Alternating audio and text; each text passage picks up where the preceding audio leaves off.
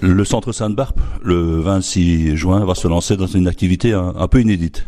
Oui, effectivement. Donc la maison de repos est fort active sur le plan des animations. Alors d'abord, pour ce qui concerne évidemment les résidents, on a une équipe d'animation assez fournie. On propose aux résidents pas mal de sorties extérieures, des visites de fermes pédagogiques, des activités au restaurant, des marchés de Noël, etc. Mais à côté de cela, on a un comité des fêtes interne qui est composé de membres du personnel qui est très actif et qui ne manque pas d'idées. Alors les activités, ce comité des fêtes organise des activités pour le personnel et ses enfants. Donc là, on se trouve vraiment du côté du personnel. En général, ça reste au niveau du personnel et les résidents ne sont pas inclus dans ces activités. Mais ce sont des activités qui peuvent être une chasse aux œufs, un cirque qui viendrait s'installer sur notre terrain.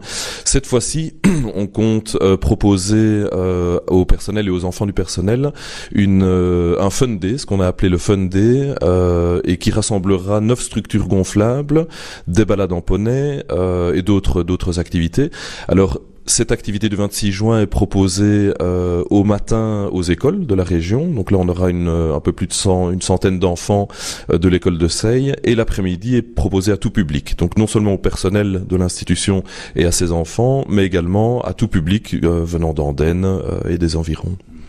Alors, quel est le but justement d'ouvrir ça à un public plus large ? C'est d'ouvrir la maison de repos vers l'extérieur et d'asseoir le rôle de la maison de repos dans le quartier. On est fort attentif effectivement à notre participation au sein du quartier, au sein de la commune d'Andenne. À titre d'exemple, on vient de créer des carrés potagers qui sont proposés à nos résidents, mais également aux acteurs du quartier, donc aux voisins, etc., et aux écoles de la région. Donc on souhaite vraiment s'implémenter dans la vie du quartier et la vie d'Andenne en relation avec les autres acteurs. Alors, vous bénéficiez évidemment d'une infrastructure qui permet tout ça. Hein. Oui, bien sûr. On a un terrain qui fait plus ou moins 7 hectares de mémoire. Donc, on a la place pour effectivement proposer des activités. Et cette activité du 26 juin, autour des châteaux gonflables, est appelée, enfin nous on le souhaiterait, est appelée à être récurrente, annuelle. Et pourquoi pas, effectivement, grandir, se funder les années suivantes en proposant d'autres activités du style carrousel, pêche au canard, etc. On parle de château gonflable, donc il y aura 9 structures, mais autour de ça, il y aura plein d'animations. Hein. Oui, on a la chance d'avoir 2 poneys dont nous sommes propriétaires, et donc il y aura effectivement des balades en poney qui seront organisées. Il y aura du grimage aussi pour les enfants, de la petite restauration, de la vente de bonbons, etc., etc. Oui. Vous avez aussi une activité précise pour les grands qui vont surveiller justement les enfants. Bien, ici au niveau des âges, on a limité à 16 ans l'activité. On aura effectivement 2 parties, une partie château gonflable donc qui est destinée aux moyens et aux plus grands, et on a une deuxième partie avec notamment une piscine à balles pour les plus petits et qui sera réservée elle aux plus petits. Et là évidemment accès interdit aux plus grands pour laisser les petits tranquilles. Mais les parents seront là quand même pour surveiller tout ce qui va se passer, parce que je suppose que même si vous avez un comité des fêtes, il faut quand même surveiller tous ces enfants. Hein. Oui, bien sûr, il y aura du personnel présent évidemment pour l'organisation et qui tournera sur le site pour vérifier que tout se passe bien. Mais effectivement, les parents sont plus que conviés et là il y aura un bar à destination des parents avec bière spéciale et tout ce qu'il faut pour se désaltérer. Est-ce qu'il y aura une interaction avec les résidents ? Est-ce que les résidents vont venir voir un petit peu ce qui se passe avec les enfants ? Alors, tout à l'heure, donc je disais qu'effectivement, c'était le comité des fêtes avec des activités qui sont destinées au personnel. Maintenant, c'est clair que les résidents seront au moins étonnés de ce qui se passe dehors et viendront certainement voir. Et là, c'est quelque chose qu'on recherche aussi beaucoup dans notre maison de repos.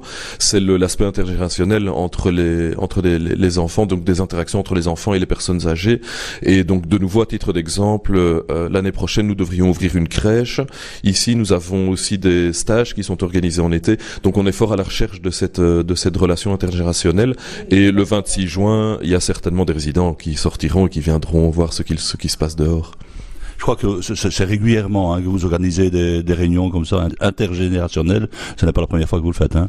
Non. Effectivement, donc on a ces stages qui sont organisés là une fois par an, des stages d'été en collaboration avec les Arsouilles, qui est un service de garde d'enfants malades. On a donc, je vous en parlais, les potagers, où là effectivement on a l'échange avec les écoles, et là c'est sur pied, donc c'est parti. Les écoles viennent une fois par semaine le vendredi pour prendre soin de leur carré potager, et là effectivement il y a des échanges avec les résidents qui sont vraiment très intéressés à venir voir ce qui se passe et ce que les enfants font. Et de manière plus sporadique, oui, on a des échanges avec les écoles également, où les élèves, les enfants viennent notamment faire la lecture aux résidents, et inversement, les résidents font la lecture aux enfants. Donc oui, on est fort actif à ce niveau-là. J'ai l'impression que c'est une priorité chez vous de ne pas couper les résidents du monde. Oui, absolument, oui. Et même en amont de cela, le projet de vie de la maison est de faire vivre le résident autant que faire se peut, évidemment, comme s'il était chez lui dans la maison. Et donc, au-delà de cet aspect intergénérationnel, les résidents ont la possibilité d'intervenir dans les choix organisationnels qui sont posés de la maison. À titre d'exemple, on avait la volonté de repeindre le restaurant. Les travaux sont en cours. Ici, il est en train d'être repeint, mais on n'a pas pris la décision nous-mêmes. On a rassemblé les résidents, et ça s'est fait réellement concrètement.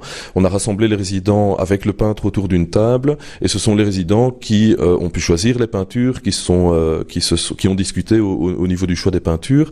On a comme deuxième exemple la possibilité et le projet de construire une terrasse dans la prolongation de la maison de repos. Et là, ce sont également les résidents qui ont été impliqués dans le choix des matériaux et de ce projet-là, quoi. On sait, je crois que c'est comme dans tous les centres des maisons de repos, les places sont chères, et il faut réserver longtemps en avance pour pouvoir venir séjourner chez vous. Oui, malheureusement, c'est une des réalités de notre secteur. Effectivement, le problème est que la région wallonne impose un moratoire au secteur, et donc de mémoire, il doit y avoir 45 000 lits plus ou moins ouverts en région wallonne, en maison de repos. Mais étant donné, c'est une question budgétaire, la région wallonne refuse actuellement d'ouvrir de nouvelles places, alors que le besoin est là et ne va être que constant. Effectivement, d'ici 2025, la population vieillissante ne va faire qu'augmenter, et donc c'est clairement une problématique pour nous et pour les gens qui cherchent une place d'hébergement, parce qu'aujourd'hui une liste d'attente est vraiment très longue. Effectivement, entre le moment où on s'inscrit sur la liste d'attente et le moment où on peut avoir une place, il peut s'écouler jusqu'à un an et demi. Le problème, c'est clairement la disponibilité des places, et ça c'est dans les mains de la région wallonne. Je sais que dans le futur, à partir de l'année prochaine, la région compte ouvrir un certain nombre de places, mais qui seront distribués de manière peut-être aléatoire aussi sur le territoire. Donc au niveau de la zone d'Andenne, aujourd'hui on n'a aucune idée si des places vont s'ouvrir à court terme. Si on vous laissait faire, ce serait possible d'avoir une extension ici à Sainte-Barbe? Oui, tout à fait. Maintenant, il y a différents styles de prise en charge en maison de repos.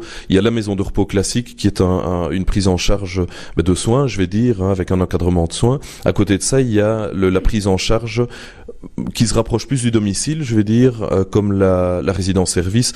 La résidence-service, ce sont des appartements qui sont mis en location.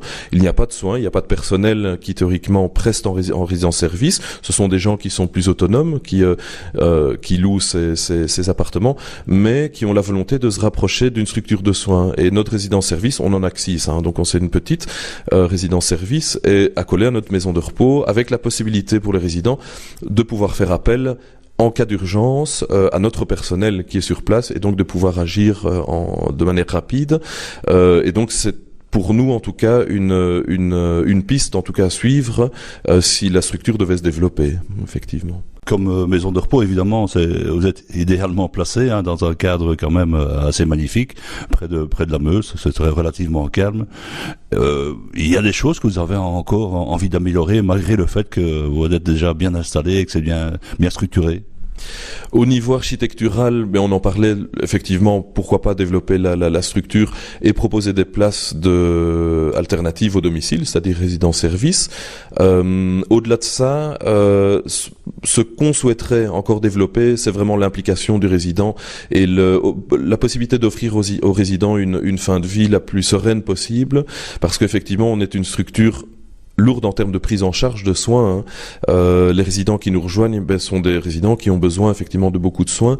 Et donc notre volonté, c'est vraiment de leur offrir une fin de vie la plus heureuse possible.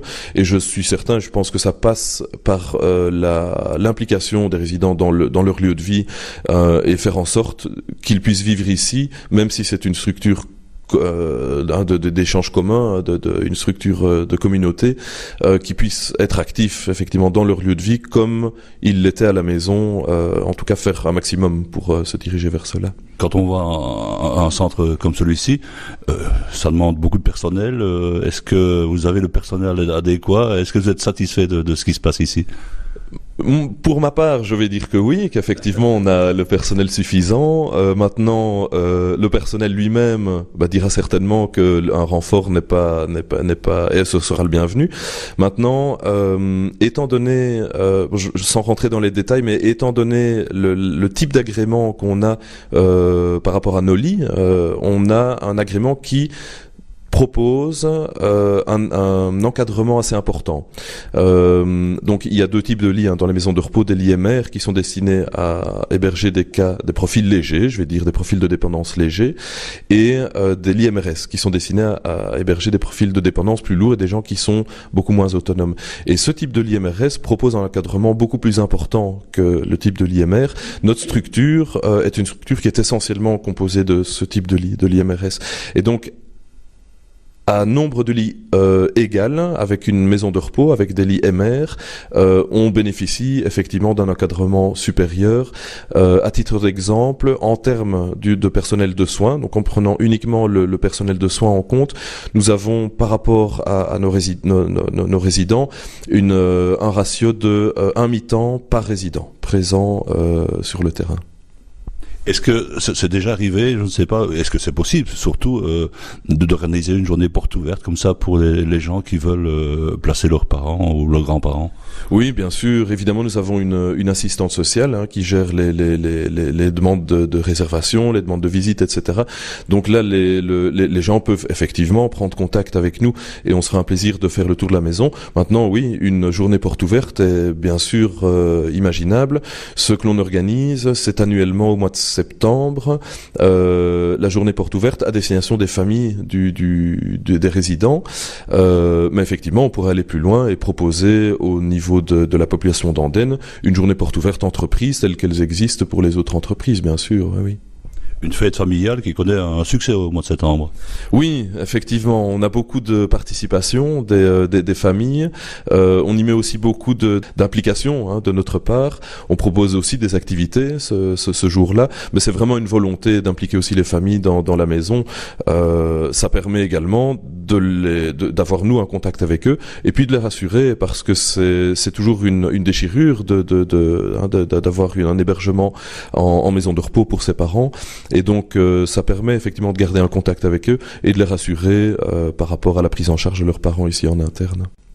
Or c'est aussi l'occasion de rencontrer un maximum de personnes pour avoir un return qui est en général un return de satisfaction. Oui, c'est vrai que de manière générale, on a un return assez positif en termes de prise en charge. Bon, il y a les petits problèmes qui se posent au quotidien, la gestion des vêtements, des petites problématiques au niveau des toilettes, voilà. Mais ce sont des problématiques très rares ou en tout cas qui ne prennent pas beaucoup d'ampleur et pour lesquelles on discute quand une problématique se pose de ce style-là se pose.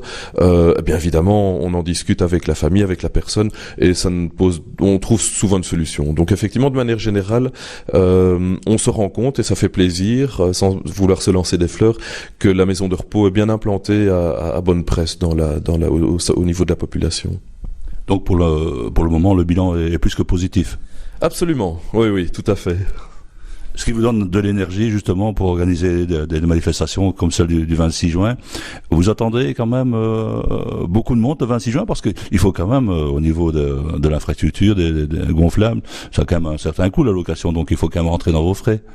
Oui, tout à fait. Donc, on a la chance effectivement que l'école de Seille a répondu positivement à notre appel au matin, et donc là, 130 enfants qui seront présents, c'est déjà une sécurité pour nous, effectivement, au-delà du fait que on est vraiment plus que content que ça plaise aux écoles et que ça leur permet de proposer une activité aux enfants en fin d'année où les instituteurs et institutrices sont peut-être à la recherche d'activités pour combler les jours restants. On espère que l'après-midi rassemblera autant de personnes. Maintenant, je fais vraiment confiance à mon personnel qui fait partie du comité des fêtes. Ce sont des personnes très très actives et qui ne manquent vraiment pas d'idées pour faire la publicité de cet après-midi. Et je suis persuadé que ce sera une réussite. Oui. Il faudra le soleil, évidemment. Ah, ça j'espère, hein, oui. Surtout que pour la location des châteaux gonflables, il y a des conditions générales et ils n'acceptent pas qu'effectivement, s'il y a de la pluie, on sera obligé de garder la location des châteaux gonflables. Mais voilà, je fais confiance à la météo, croyons-y. Alors si c'est fonctionnel, si ça marche bien, donc ce sera pas un one shot, on risque de rééditer ce Fun Day. Oui, la volonté c'est vraiment de proposer quelque chose qui va au-delà de ce qu'on propose en général à notre personnel, vraiment de le proposer aux acteurs du quartier, hein, comme je le disais tout à l'heure, à la population d'Andenne, et de grandir l'événement. Oui, pourquoi pas faire l'année prochaine en fonction des résultats de cette année-ci, proposer d'autres types d'activités aux alentours, aux alentours de ce Fun Day, du style des carousels, de la pêche au canard, etc. Donc oui, c'est vraiment une volonté de proposer quelque chose qui puisse éventuellement grandir. Oui. Voilà, qu'est-ce qu'on peut vous souhaiter si ce n'est que d'avoir du public ce jour-là Le soleil, franchement le soleil, s'il vous plaît. Merci. De rien, avec plaisir.